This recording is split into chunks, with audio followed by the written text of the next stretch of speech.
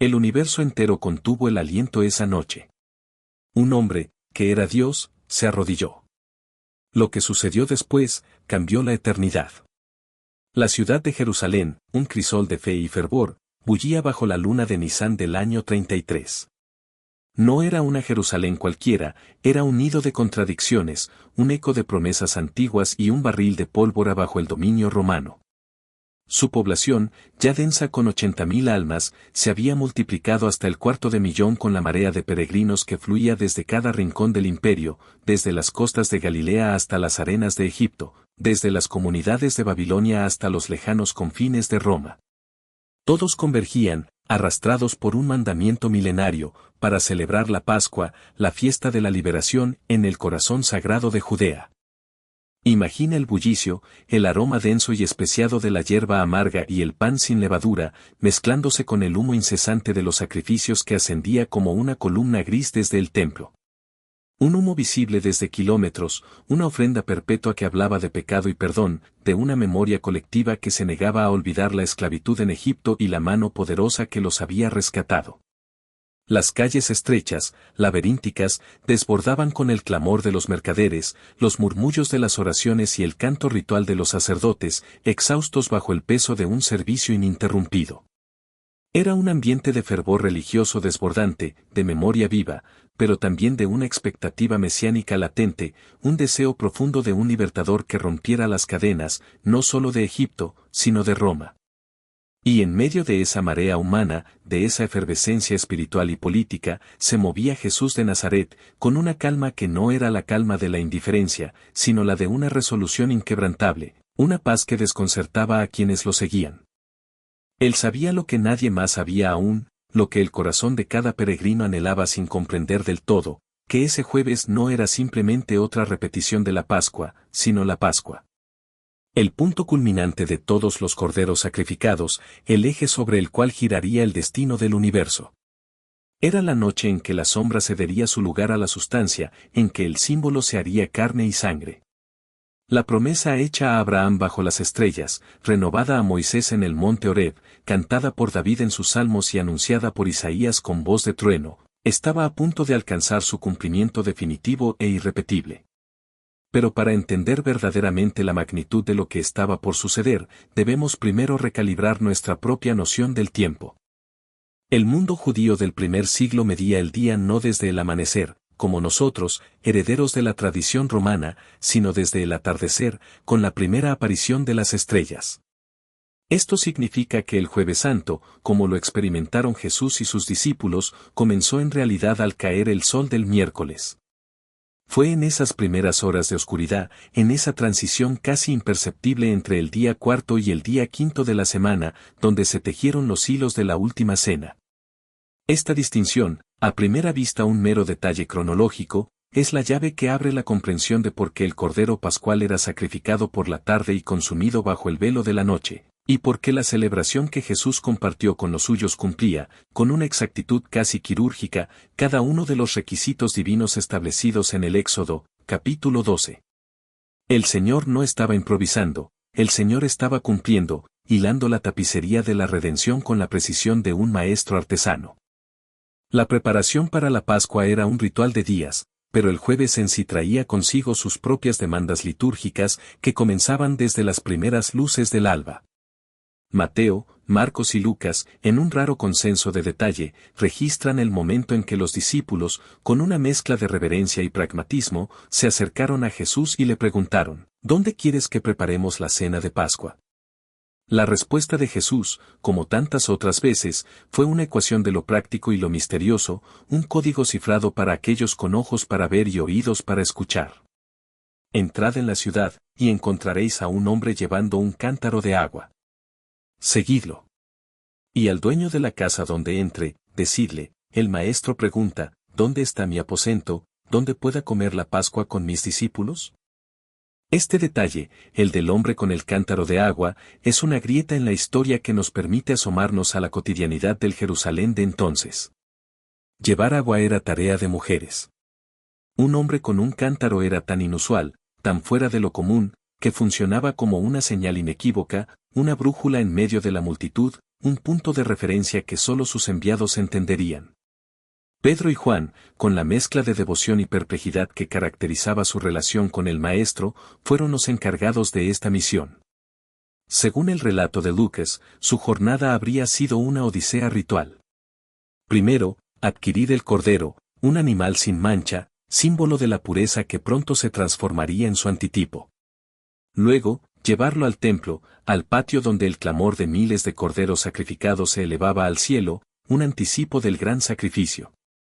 Allí, recoger la sangre, el símbolo de la vida, en un recipiente que el sacerdote asperjaría sobre el altar, sellando el pacto. Finalmente, el arduo proceso de cocinar el animal, asado sobre brasas, siguiendo las instrucciones precisas del Éxodo, sin romper un solo hueso.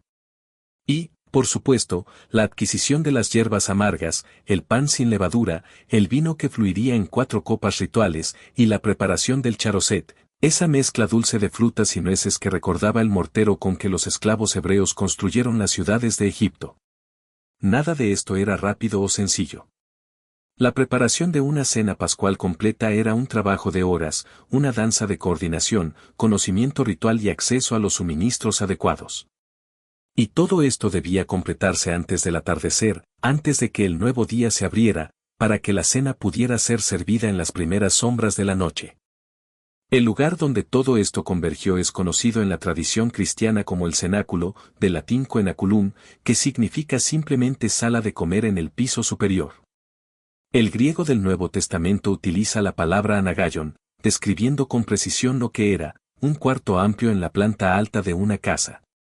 La arqueología y la tradición patrística sitúan esta ubicación en el Monte Sión, en la parte suroeste de la ciudad antigua, una zona habitada en ese periodo por familias de clase media alta, incluso algunas de las familias sacerdotales más prominentes. Imagina esta sala, lo suficientemente grande para albergar a 13 hombres, recostados en la posición habitual del banquete greco-romano, apoyados sobre el costado izquierdo alrededor de una mesa baja en forma de U o herradura. Los romanos la llamaban triclinium, una disposición ampliamente adoptada en Palestina durante el periodo helenístico, la forma estándar en que las familias judías acomodadas celebraban la Pascua. No estaban sentados rígidamente en sillas, como a menudo se representa en las pinturas medievales, sino reclinados, como hombres libres. Porque esa era una de las exigencias simbólicas de la Pascua, cenar como alguien que ya no es esclavo, que ha sido liberado, que respira el aire de la autonomía y la dignidad. Cuando Jesús llegó con sus discípulos al cenáculo, al caer la tarde, el ambiente debería haber sido el de una familia extendida, reunida para el momento más sagrado del calendario religioso judío. Pero, y aquí es donde la tensión se hace palpable, una atmósfera cargada flotaba por debajo de la superficie de los preparativos meticulosos. Los discípulos, ciegos a la inminencia del sacrificio supremo, se habían estado disputando, con una terquedad casi infantil, quién era el mayor entre ellos. Una conversación que Lucas sitúa precisamente en el contexto de esta misma cena, un testimonio de cuán profundamente no habían comprendido aún la naturaleza del reino que Jesús había venido a establecer. Y luego estaba la sombra, la presencia ineludible de uno que ya había tomado su decisión irrevocable. Judas Iscariote llevaba consigo el peso de un acuerdo hecho con los principales sacerdotes, 30 piezas de plata, que en su bolsa debían pesar infinitamente más que su valor monetario, una carga que corroía el alma. Y estaba Jesús mismo, el fulcro de todo, quien, según el Evangelio de Juan, sabiendo que el Padre le había dado todas las cosas en las manos, y que había salido de Dios, y a Dios iba, se sentó a la mesa con ellos. Los miró a los ojos, uno por uno, con una mirada que contenía la sabiduría de la eternidad y la ternura de un pastor, y entonces, comenzó la cena. Pero antes de que el pan fuera partido o el vino derramado en las copas rituales, Juan introduce el primer acto del Jueves Santo con una escena que los otros evangelios omiten, un pasaje que ha sacudido la conciencia de la Iglesia desde el primer siglo hasta hoy. Imagínalo. La sala, ya con una mezcla de aromas y el murmullo de las voces. De repente, Jesús se levantó. El Maestro. El Señor. Se quitó el manto exterior, un gesto que revelaba su túnica interior, y con una deliberación que congeló la conversación, tomó una toalla y la ató a su cintura. Luego, vertió agua en una vasija. Y comenzó a lavar los pies de sus discípulos, secándolos con la toalla que había ceñido a su propia cintura. El versículo que enmarca esta escena es uno de los más teológicamente densos del Nuevo Testamento. Jesús, sabiendo que el Padre le había dado todas las cosas en las manos, y que había salido de Dios, y a Dios iba, se levantó de la cena. Juan 13:4. El evangelista, con una maestría inigualable, quiere que el lector comprenda algo fundamental, algo que rompe con todas las expectativas humanas de poder y autoridad. Este no era el gesto de alguien que desconocía su identidad, que se sentía inseguro o que buscaba humillarse por una baja autoestima.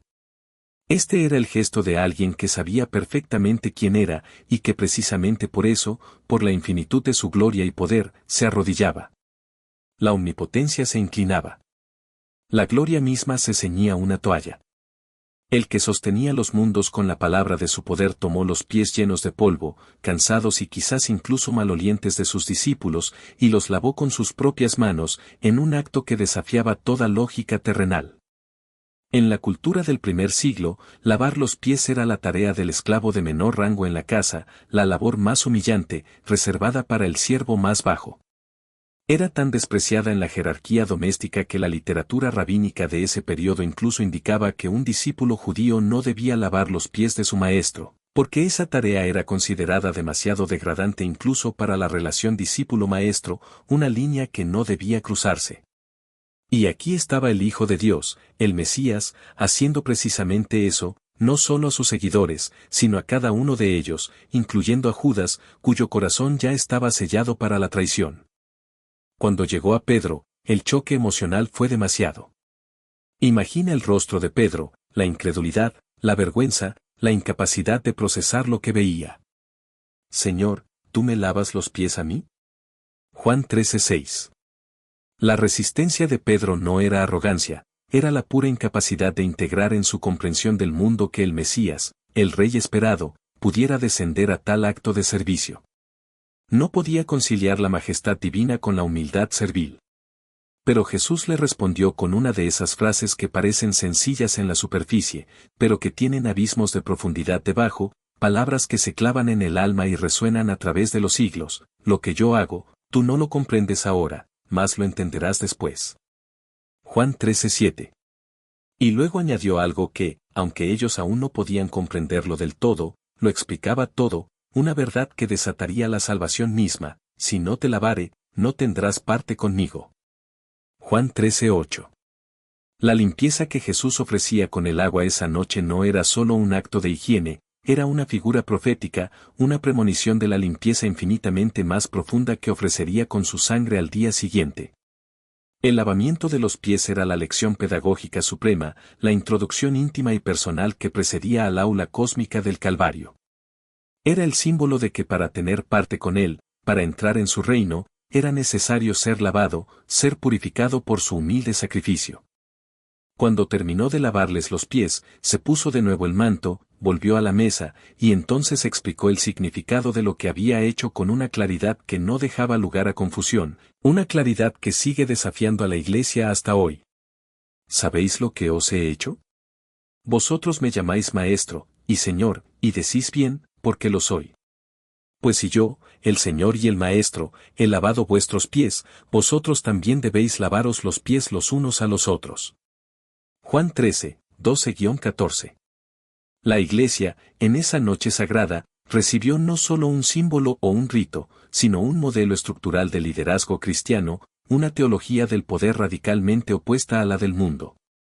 El poder ejercido como servicio, la autoridad vestida de humildad, la grandeza medida en kenosis, en vaciamiento voluntario, en el descenso a lo más bajo para elevar a los demás. 2000 años de historia de la Iglesia han luchado con esa lección, la han olvidado en la pompa del poder, la han redescubierto en los desiertos del servicio, la han traicionado en los salones de la opresión y la han vuelto a abrazar en los corazones de los siervos anónimos. Porque es una lección que va contra cada instinto del ego humano, contra cada impulso de dominación, pero ahí está, grabada en el corazón del Jueves Santo como una llama que no se apaga, una luz que sigue ardiendo en la oscuridad. Después de este acto revolucionario, la cena propiamente dicha siguió el orden preciso del seder pascual, tal como se practicaba en el templo del Segundo Templo. Aquí es imperativo detenerse para comprender la estructura de este ritual, porque sin esa comprensión es imposible apreciar la magnitud, la audacia teológica, de lo que Jesús estaba a punto de hacer. El ceder pascual no era simplemente una cena, era una liturgia de memoria activa, una inmersión en la historia. No era un participante recordando un pasado lejano con distancia, sino reviviéndolo como presente. Las preguntas rituales que el hijo menor hacía al padre, ¿por qué esta noche es diferente de todas las otras noches?, no eran una mera curiosidad histórica, eran la puerta de entrada a una narración viva que transformaba al participante. Yo fui esclavo en Egipto. Yo fui liberado por el brazo extendido del Señor. Yo comí el pan de la aflicción. Yo crucé el mar. En el pensamiento judío del primer siglo, la Pascua no solo hacía presente la redención original, sino que la anticipaba en el futuro. Era memoria, identidad y esperanza fusionadas en un solo ritual. Este ceder seguía una secuencia de 4 copas de vino, cada una con su significado específico, extraído de Éxodo 6, 6-7, donde Dios promete a Israel 4 acciones redentoras: yo os sacaré, os libraré, os redimiré, os tomaré. La primera copa, la copa de la santificación, abría la celebración con una bendición sobre el vino y una declaración de la santidad del día. Le seguía una porción de hierbas amargas, mojadas en agua salada o vinagre, un recordatorio punzante de las lágrimas y la amargura del cautiverio. Luego venía la Haggadah, la narración del Éxodo, con sus preguntas y respuestas, sus cánticos y sus explicaciones didácticas. La segunda copa, la copa de la proclamación o de las plagas, se bebía al final de esta narración, seguida por la primera parte del ayel, los Salmos 113 y 114, cantados como himno de gratitud y alabanza. Entonces llegaba la comida principal, el cordero pascual asado, el pan sin levadura, matzá, las hierbas amargas y el charoset. Tras la comida, la tercera copa, la copa de la redención o copa de la bendición, sellaba el banquete con una profunda acción de gracias. Y finalmente, la cuarta copa, la copa de la consumación, cerraba la liturgia junto con la segunda parte del ayel, los Salmos 115 al 118, y el gran ayel, el Salmo 136. Es en el contexto de esta liturgia precisa y cargada de siglos, donde Jesús, con un gesto que rompió el tiempo y la tradición, tomó el pan sin levadura en sus manos durante el momento después de la comida, y dijo algo que ningún celebrante del ceder había dicho jamás. Lucas lo registra con una simplicidad devastadora, pero con un poder que resonaría por la eternidad, y tomó el pan y dio gracias, y lo partió y les dio, diciendo: esto es mi cuerpo, que por vosotros es dado, haced esto en memoria de mí. Lucas 22:19. Y luego, de una manera igualmente solemne, de una audacia teológica sin precedentes en toda la historia de la liturgia judía, tomó la copa y dijo: esta copa es el nuevo pacto en mi sangre, que por vosotros se derrama. Lucas 22:20. En ese momento, con esas 2 frases, Jesús estaba haciendo algo de una magnitud teológica tan impactante que solo el Hijo de Dios podía concebir y ejecutar. Estaba reinterpretando el Éxodo entero, la piedra angular de la identidad judía, en función de sí mismo. Estaba proclamando que Él era el verdadero Cordero al que todos los corderos anteriores habían señalado, la realidad para la cual cada sacrificio había sido solo una sombra. Estaba diciendo que su cuerpo era el pan verdadero, el maná definitivo que descendía del cielo, la nutrición espiritual que daría vida eterna. Estaba anunciando que su sangre inauguraría el nuevo pacto, ese pacto radicalmente diferente que Jeremías había profetizado en el capítulo 31, no un pacto inscrito en tablas de piedra, sino en el corazón humano, un pacto de gracia y perdón sin fin. Y estaba instituyendo un rito, una comida sagrada, que sus seguidores repetirían hasta su regreso, una forma palpable de proclamar su muerte y anunciar su venida cada vez que partieran el pan y bebieran la copa. El apóstol Pablo, apenas 2 décadas después de esa noche, recogió esta tradición en su primera carta a la iglesia de Corinto con una fórmula que los estudiosos del Nuevo Testamento reconocen como uno de los textos más antiguos del canon cristiano, transmitido como tradición litúrgica antes incluso de que los evangelios fueran escritos, porque yo recibí del Señor lo que también os he enseñado, que el Señor Jesús, la noche que fue entregado, tomó pan, y habiendo dado gracias, lo partió, y dijo: tomad, comed, esto es mi cuerpo que por vosotros es partido, haced esto en memoria de mí. Asimismo tomó también la copa, después de haber cenado, diciendo, esta copa es el nuevo pacto en mi sangre, haced esto todas las veces que la bebiereis, en memoria de mí. Así pues, todas las veces que comiereis este pan, y bebiereis esta copa, la muerte del Señor anunciáis hasta que Él venga. Primera de Corintios 11, 23-26. Cada vez que la iglesia se reúne alrededor de la mesa del Señor, está regresando, de una manera mística pero real, a ese cenáculo. Cada fracción del pan es un eco audible de esas manos divinas que tomaron el matzá y lo partieron con una gravedad que los discípulos, en ese momento, todavía no podían comprender del todo. Cada copa es un reflejo de esa copa que Jesús tomó, y sobre la cual pronunció palabras que resonarían a través del tiempo, cambiando la historia del mundo. Fue también en el transcurso de esa misma cena, mientras el eco de las palabras de la institución flotaba en el aire, donde Jesús pronunció la revelación más perturbadora de la noche, la que heló el ambiente en el cenáculo con una crudeza que ninguno de los presentes olvidaría jamás, una verdad que desgarró el tejido de la comunión. Juan 13:21 lo registra con una frase breve y devastadora: Jesús se turbó en espíritu, y declaró y dijo, de cierto os digo, que uno de vosotros me va a entregar. La consternación fue inmediata, un murmullo de incredulidad y miedo se extendió por la sala. Los discípulos, cada uno mirando a sus compañeros, se interrogaban con los ojos, sin saber de quién hablaba, sin poder concebir tal traición entre los suyos. Pedro, siempre impulsivo, hizo señas a Juan, que estaba recostado junto a Jesús en el lugar de honor, con la intimidad que sólo la cercanía física de esa disposición triclínea hacía posible, para que le preguntara de quién se trataba. Juan, apoyándose sobre el pecho de Jesús, preguntó en voz baja, con un tono que mezclaba la ansiedad con el afecto, Señor, ¿quién es? Juan 13:25. La respuesta de Jesús fue dada, una vez más, en código, un gesto sutil de la cultura del banquete que tenía un significado preciso. A quien yo diere el pan mojado. Juan 13:26. Y con una deliberación pausada, Jesús tomó un trozo de pan, lo mojó en el plato común, y se lo dio a Judas Iscariote. En el protocolo del banquete del Oriente Próximo antiguo, ofrecer el bocado mojado a alguien no era una señal de denuncia, sino, irónicamente, un gesto de honor, un acto de afecto, una muestra de cortesía especial del anfitrión hacia un invitado distinguido. Hasta el último momento, en el umbral de la traición, Jesús estaba ofreciendo a Judas no solo la verdad desnuda de su desenmascaramiento, sino también la posibilidad del arrepentimiento, la invitación al regreso. Y Judas tomó el pan. Y salió. Y era de noche. Juan 13:30. Esa brevísima frase con que Juan cierra la salida de Judas es una de las más cargadas de significado teológico en todo el Nuevo Testamento. No era simplemente un dato meteorológico, un informe sobre la ausencia del sol. En la profunda teología de Juan, la noche es el dominio de aquellos que eligen caminar lejos de la luz, el reino de la oscuridad espiritual. Judas no solo salió del cenáculo, salió de la presencia de la luz del mundo hacia la oscuridad que había elegido, una oscuridad que se hizo carne en su corazón. Y lo que resulta aún más perturbador, cuando se piensa en esto despacio, es que los otros discípulos no entendieron lo que había pasado.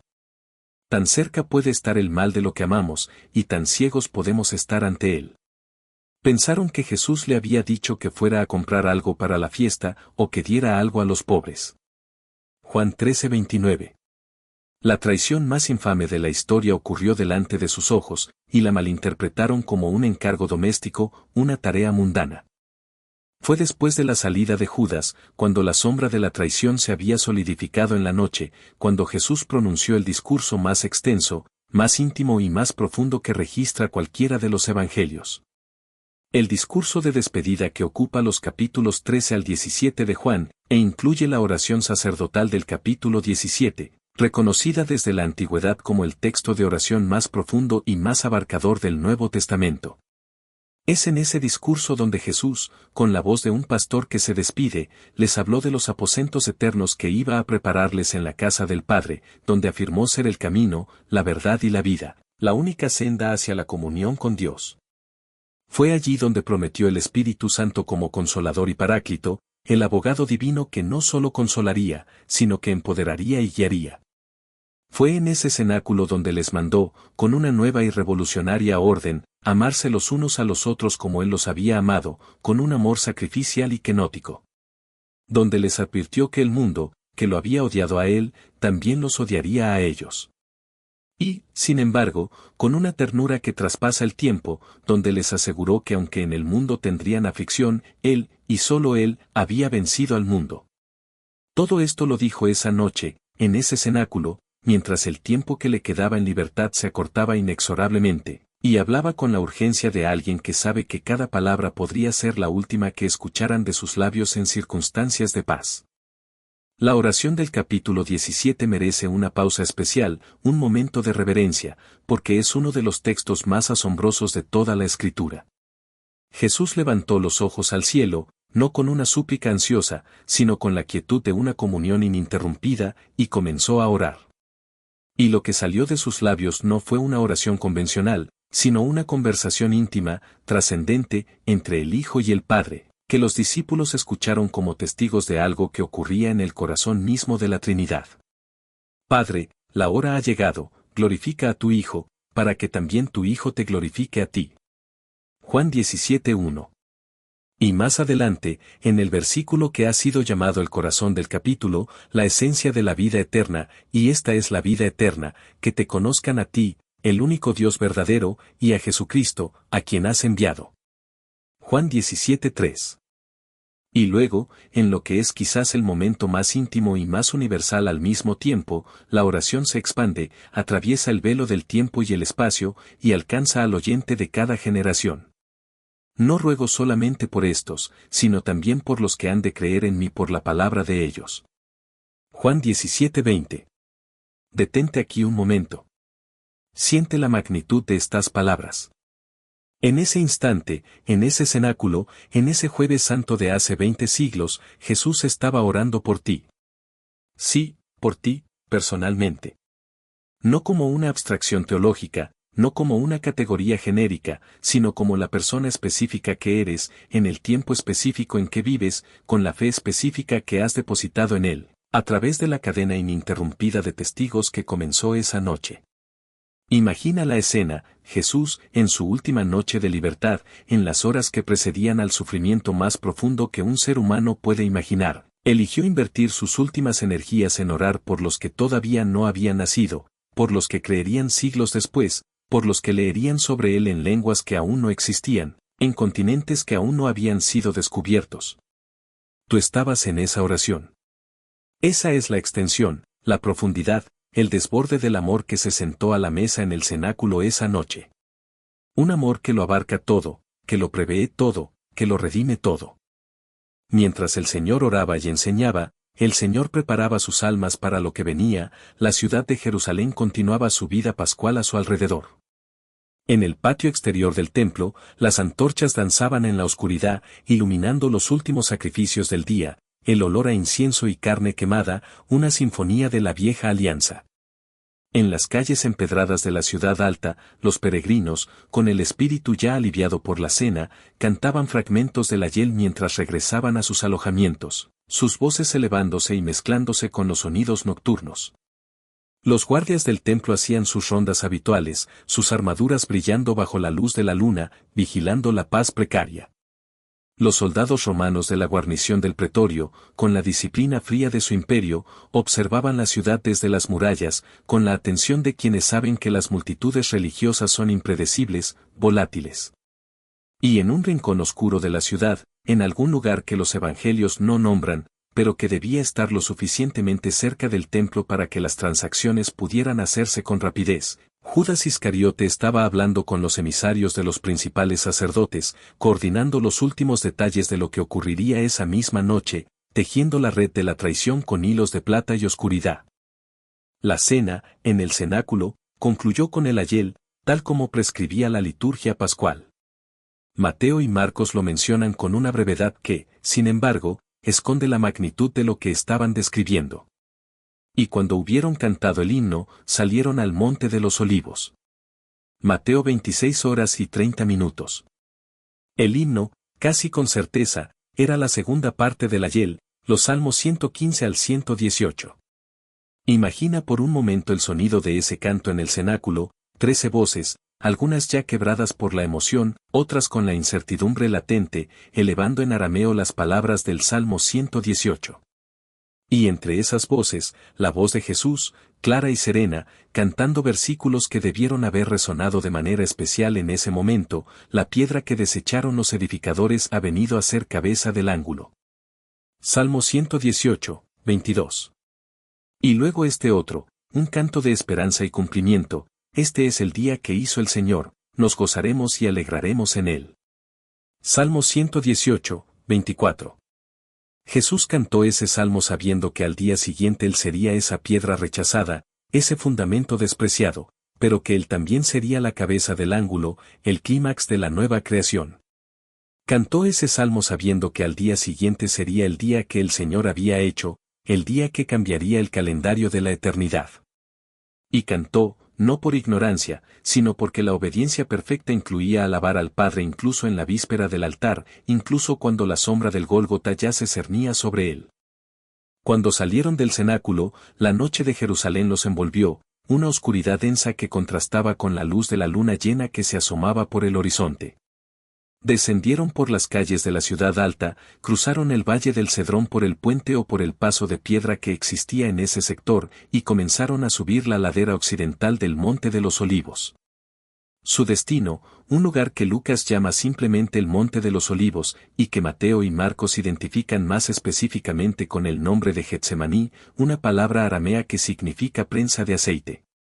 En la ladera del Monte de los Olivos, los olivares abundaban, y era perfectamente común que hubiera instalaciones para la producción de aceite en esa zona. Este no era un lugar desconocido para Jesús. El Evangelio de Juan especifica que Jesús había ido muchas veces allí con sus discípulos. Juan 18:2 nos dice que era un lugar que él conocía íntimamente, un santuario personal que seguramente había usado antes para la oración, un refugio de cierta intimidad topográfica para aquel grupo. Y por eso mismo, con una ironía desgarradora, era también un lugar que Judas conocía, donde sabía que los encontraría. Lo que ocurrió en Getsemaní es uno de los episodios más desconcertantes, más humanos y más profundos de los Evangelios. Un pasaje que la Iglesia ha meditado durante 2000 años sin agotar su profundidad. Jesús, con una carga que solo él podía soportar, separó a Pedro, a Santiago y a Juan del resto del grupo, los llevó más adentro del huerto, un santuario dentro del santuario, y les pidió que se quedaran despiertos, que velaran con él mientras él iba a orar. Luego, según Mateo, comenzó a entristecerse y a angustiarse en gran manera. Mateo 26 horas y 37 minutos. Y con una vulnerabilidad que nos revela su plena humanidad, dijo a los 3 discípulos: mi alma está muy triste, hasta la muerte, quedaos aquí, y velad conmigo. Mateo 26 horas y 38 minutos. Lucas, el médico, añade un detalle que la medicina ha estudiado y discutido durante siglos, un fenómeno que desafía la comprensión de la angustia humana, y era su sudor como grandes gotas de sangre que caían hasta la tierra. Lucas 22:44. El fenómeno que Lucas describe, conocido en la literatura médica como hematidrosis, es clínicamente reconocido como posible en situaciones de estrés fisiológico extremo, cuando los capilares que rodean las glándulas sudoríparas se rompen bajo una presión intensa, mezclando sangre con sudor. Lucas, que los estudiosos del Nuevo Testamento reconocen como médico, estaba describiendo lo que vio, o lo que le fue contado por testigos, con los ojos de alguien entrenado en la observación clínica, alguien que entendía la fisiología del sufrimiento. Pero lo que causaba esa angustia, ese torbellino interno, no era simplemente el miedo a la muerte física. Los mártires de Israel, a lo largo de los siglos, habían muerto con serena determinación y Jesús lo sabía, su propia historia lo atestiguaba. Lo que pesaba sobre él en Getsemaní era algo infinitamente más vasto, un horror que sobrepasaba la imaginación humana. Era la anticipación de cargar con la totalidad del pecado humano, de ser hecho maldición por nosotros, de experimentar la separación del Padre que el pecado produce, de beber hasta la última gota la copa de la ira santa de Dios contra todo lo que destruye la creación y la humanidad que él amaba. En ese peso insondable, desde el suelo húmedo del huerto, con la tierra fría de la noche de primavera bajo sus rodillas, Jesús oró, no una oración de resignación, sino de una agonía tan profunda que resonaría por la eternidad. Padre mío, si es posible, pase de mí esta copa, pero no sea como yo quiero, sino como tú. Mateo 26:39. En esa oración, en esa súplica desgarradora, está contenida toda la teología de la salvación. Es la oración del Hijo perfecto que, en su plena humanidad, tiembla ante lo que viene, ante el abismo de la separación divina, pero que en su obediencia perfecta, en un acto de amor incondicional, se entrega sin reserva a la voluntad del Padre. Es el anti-Edén, el reverso de la caída, donde el primer Adán dijo no a Dios para seguir su propia voluntad, el segundo Adán dijo sí a Dios, aun cuando su humanidad temblaba ante el precio incalculable. 3 veces fue a orar Jesús, y 3 veces encontró dormidos a los discípulos que había pedido que velaran con él. No los reprendió con severidad. Con una mezcla conmovedora de comprensión, de melancolía y de una ternura que traspasa el tiempo, dijo a Pedro, el que había prometido morir con él antes que negarle, el espíritu a la verdad está dispuesto, pero la carne es débil. Mateo 26:41. Hay una compasión profunda en esa frase. Jesús no idealizaba a sus discípulos, los conocía, sabía de qué estaban hechos, de sus fallas, de sus debilidades, y los amaba de todas formas. Entre esa primera oración y la llegada de Judas con los guardias del templo, Lucas, una vez más, nos especifica que un ángel vino a Jesús y lo fortaleció. Lucas 22:43. El cielo no estaba ausente de Getsemaní.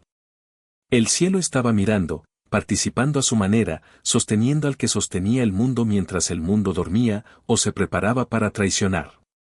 La llegada de Judas al huerto puso fin a la noche de oración y agonía, un desenlace inevitable. Llegó con una multitud armada, enviada por los principales sacerdotes y los ancianos, portando antorchas y armas, dispuesta a efectuar un arresto que sus organizadores querían hacer con la mayor discreción posible, lejos de la vista de las multitudes que podrían reaccionar de manera impredecible. Judas les había dado una señal convenida, un gesto de intimidad convertido en la marca de la traición, sería el que se acercara a Jesús y lo saludara con un beso, el saludo habitual de respeto entre discípulos y maestros en el mundo judío del primer siglo. Y así lo hizo. Se acercó a Jesús y dijo, con una voz que debía sonar hueca para sus oídos, «Salve, Maestro». Y lo besó. Mateo 26:49. La respuesta de Jesús fue, una vez más, desconcertante en su gentileza, en su dolorosa verdad, «Amigo, ¿a qué has venido?» Mateo 26:50.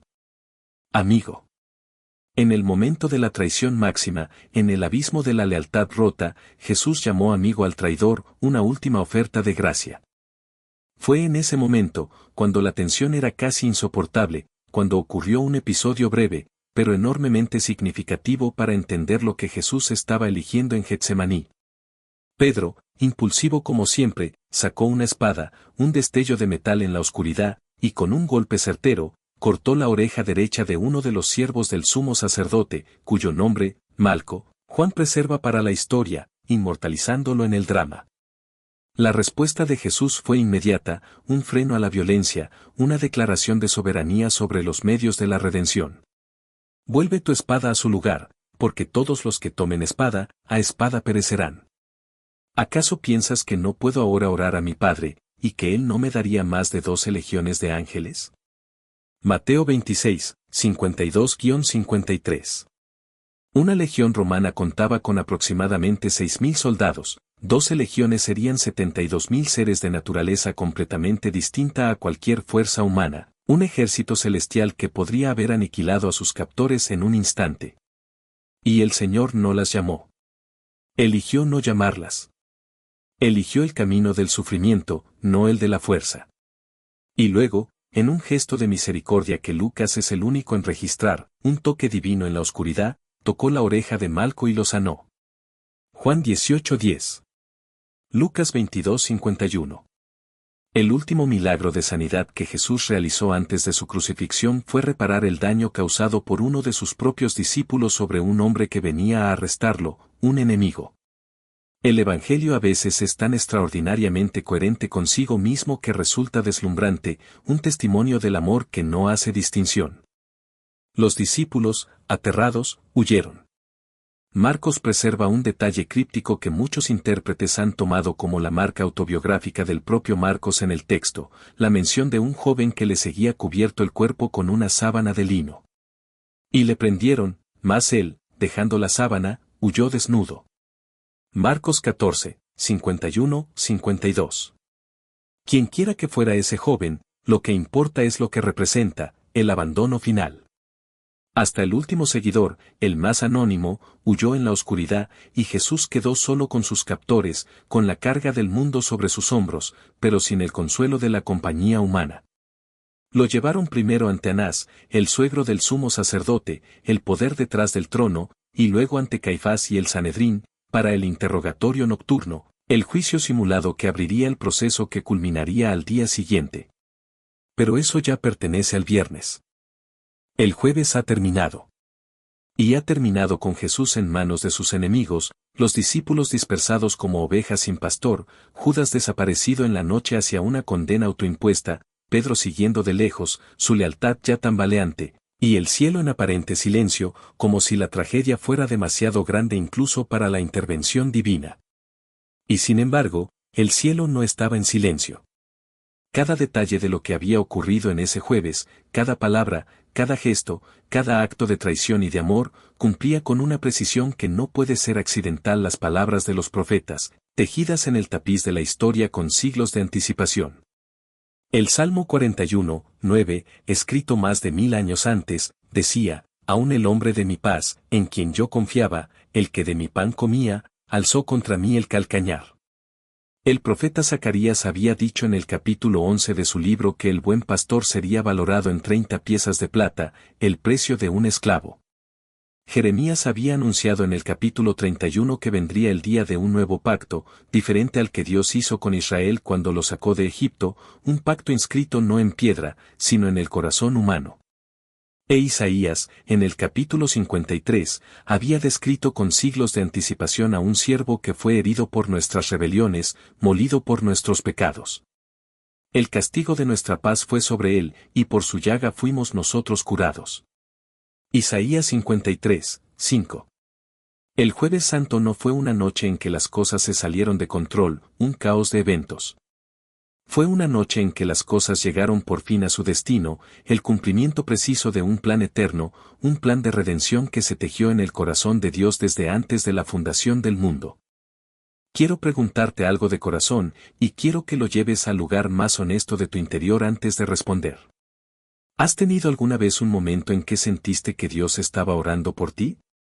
¿Que el cielo te estaba sosteniendo en medio de algo que sentías demasiado grande para tu propia fuerza, un Getsemaní personal donde la angustia parecía ahogarte? Cuéntamelo en los comentarios. Quiero leerlo. Quiero que esta comunidad escuche cómo el Dios del Jueves Santo sigue actuando en la vida real de personas reales en el siglo XXI. Porque eso es exactamente lo que el Jueves Santo te dice a ti hoy. No te lo dice como historia muerta, como documento arqueológico, como curiosidad litúrgica. Te lo dice como realidad viva, presente, activa, operante en tu propia existencia. Cuando el pan se parte en tu iglesia, en la comunión, en la mesa del Señor, no estás solo en un edificio, estás en el cenáculo. Cuando tu comunidad canta el himno después de la comunión, elevando sus voces en gratitud, estás cantando el ayel con los discípulos, con Jesús mismo, en la víspera de la cruz. Cuando oras en los momentos más oscuros de tu vida, cuando las palabras apenas brotan de tus labios, estás en Getsemaní con aquel que también oró en la oscuridad, en la angustia extrema, y fue escuchado, y fue fortalecido. Cuando sientes que has sido traicionado por alguien en quien confiabas, por un amigo que te dio la espalda, estás junto al que llamó amigo al traidor y lo sanó antes de ser arrestado, demostrando un amor que excede toda comprensión. El Jueves Santo no es un evento que se conmemora una vez al año en Semana Santa, es el fundamento sobre el cual cada día de tu vida cristiana está construido, el ancla de tu fe. La teología cristiana ha reflexionado durante 2 milenios sobre el significado de la institución de la Cena del Señor en ese cenáculo, y su profundidad no se agota. Lo que Jesús hizo esa noche al tomar el pan y la copa fue mucho más que crear un ritual. Fue revelar el corazón de Dios hacia la humanidad de una manera que ningún sacrificio anterior había podido hacer con tanta claridad. Los corderos del templo cubrían el pecado de Israel año tras año, en ciclos que nunca terminaban, porque ningún cordero podía quitar definitivamente lo que el pecado había introducido en la creación. Pero en ese cenáculo, Jesús anunció el fin de los ciclos, la consumación de todas las cosas. Esta copa es el nuevo pacto en mi sangre. No era un pacto añadido al anterior, una enmienda. Era el cumplimiento de todo lo que el anterior había prometido. Era la sombra cediendo su lugar a la realidad, el tipo cediendo su lugar al arquetipo, la figura cediendo su lugar a la persona a la que siempre había señalado. El apóstol Pablo, escribiendo a la iglesia de Corinto, les recordaba: cada vez que comiereis este pan y bebiereis esta copa, la muerte del Señor anunciáis hasta que Él venga. Primera de Corintios 11:26. Esa pequeña frase, hasta que Él venga, es de una densidad escatológica extraordinaria. La cena del Señor no es solo memoria del pasado, un mero recordatorio. Es anticipación del futuro, una promesa palpable.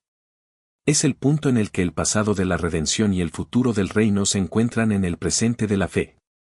Cada vez que la comunidad cristiana parte el pan y bebe la copa, está parada en ese cruce de tiempos, mirando hacia atrás al cenáculo, al lavamiento de los pies, al amor derramado, y mirando hacia adelante al banquete del Cordero que el Apocalipsis anuncia en su capítulo 19, la celebración eterna. Y en ese cruce de tiempos, Jesús está presente, no como un mero recuerdo, no como una figura histórica distante, sino como una realidad viva, palpitante, activa. El lavamiento de los pies, la institución de la Eucaristía, el discurso de despedida, la oración sacerdotal, la agonía de Getsemaní. Cada uno de estos elementos del Jueves Santo revela una dimensión diferente del mismo amor infinito. El lavamiento de los pies revela la humildad de ese amor, su disposición a descender hasta el punto más bajo del servicio, a ensuciarse las manos por ti. La institución de la cena revela la entrega de ese amor, su disposición a darse a sí mismo como sustento, como pan de vida, como vino de redención. El discurso de despedida revela la ternura de ese amor, su disposición a consolar, a preparar, a instruir, antes de que venga el dolor, antes de que llegue la tormenta. La oración sacerdotal revela la intercesión de ese amor, su disposición a presentar ante el Padre a todos los que creerían, incluyéndote a ti, siglos antes de que existieras. Y la agonía de Getsemaní revela la profundidad, la vastedad, el sacrificio insondable de ese amor, su disposición a beber la copa más amarga que pueda existir, la copa de la ira de Dios, para que nosotros nunca tuviéramos que beberla. A lo largo de los siglos, millones de creyentes han celebrado el Jueves Santo con ayuno, con vigilia, con la celebración solemne de la Eucaristía, con el lavamiento de los pies en las comunidades que practican ese rito, reviviendo el drama. En cada generación, la Iglesia ha vuelto a este día con la convicción inquebrantable de que algo ocurrió en ese cenáculo y en ese huerto que trasciende el tiempo, que rompe sus barreras, y que sigue siendo el centro palpitante de la fe cristiana. Las catedrales góticas, con sus arcos que apuntan al cielo, se construyeron como templos para la memoria de ese jueves. Los grandes maestros de la pintura, desde Leonardo hasta el Greco, intentaron capturar en lienzo la inefable verdad de lo que ocurrió en ese aposento alto. Los más profundos teólogos de cada siglo han dedicado sus mejores energías intelectuales a comprender las implicaciones de lo que Jesús hizo cuando tomó el pan y la copa, cuando se arrodilló, cuando oró. Y sin embargo, ninguna catedral, ningún lienzo, ningún tratado teológico, por más brillante que sea, agota el misterio, porque el misterio no es una proposición intelectual, no es un concepto abstracto, es una persona. Es Jesús mismo, que esa noche se inclinó, lavó, partió, derramó, oró y sufrió por amor, por ti. Hoy, mientras lees o escuchas estas palabras, el Jueves Santo te invita a algo específico. No te invita simplemente a admirar lo que ocurrió hace 2000 años con la distancia segura del espectador histórico, el observador desinteresado. Te invita a sentarte a esa mesa, a ser uno de los 13, un testigo y un participante. Te invita a dejar que ese Señor que se inclinó ante Pedro, ante el que lo negaría, se incline también ante ti, ante tus pies llenos de polvo, ante tu fragilidad. Y que la resistencia que Pedro sintió, Señor, tú me lavas los pies a mí, sea superada en ti por la misma comprensión que Pedro alcanzó después, la verdad liberadora de que sin ese lavamiento, sin esa gracia que se humilla para alcanzarte, no hay parte con él, no hay vida verdadera. Te invita a recibir el pan y la copa, no como un ritual vacío, como una mera tradición, sino como un encuentro real, tangible, con el cuerpo y la sangre del que te amó hasta el extremo, hasta la cruz. Te invita a orar como Jesús oró en Getsemaní, con honestidad sobre el peso que llevas, sobre las copas amargas de tu vida, con una confianza radical en el Padre que escucha, que comprende, y con la disposición de decir, aunque cueste, aunque cada fibra de tu ser se resista, no mi voluntad, sino la tuya. El Jueves Santo no termina con el arresto en el huerto, con la oscuridad de la noche. El Jueves Santo termina con una promesa que Jesús hizo en el cenáculo, en la intimidad de esas últimas horas, y que todavía está en pie, resonando a través del tiempo con la fuerza de la eternidad. Y si me fuere y os preparare lugar, vendré otra vez, y os tomaré a mí mismo, para que donde yo estoy, vosotros también estéis. Juan 14:3. El arresto, el proceso injusto, el madero del Calvario, el sepulcro sellado, todo eso vendrá, la oscuridad del Viernes Santo y el silencio del sábado. Pero al final de ese camino, al final de la vía dolorosa que el Jueves santifica con su amor, está la resurrección, está la ascensión, está la promesa inquebrantable de un regreso. El que se inclinó a lavar los pies, volverá. El que partió el pan y lo dio como su cuerpo, volverá. El que oró por ti en el capítulo 17 de Juan, volverá. Y cuando vuelva, el jueves que comenzó esa noche en el cenáculo, encontrará su consumación gloriosa en el banquete que no tendrá fin, en la mesa eterna de su reino. Llevas ahora en el corazón el jueves más sagrado de la historia, el día que lo cambió todo. No lo guardes solo para ti. Hay alguien en tu vida, un amigo que se alejó de la fe, un familiar que nunca ha escuchado esto con esta profundidad, alguien que está atravesando su propio Getsemaní sin saber que no está solo, que necesita escuchar que esa noche Jesús también oró por él, también partió el pan por ella, también eligió la copa por amor a esa vida específica. Comparte este video con esa persona. Sé el mensajero que el cenáculo necesita en el siglo XXI. Y si aún no formas parte de esta comunidad, suscríbete hoy, porque cada semana seguimos recorriendo juntos las verdades que sostienen la fe con la misma profundidad, con la misma pasión, con el mismo pan partido y la misma copa derramada como centro de todo.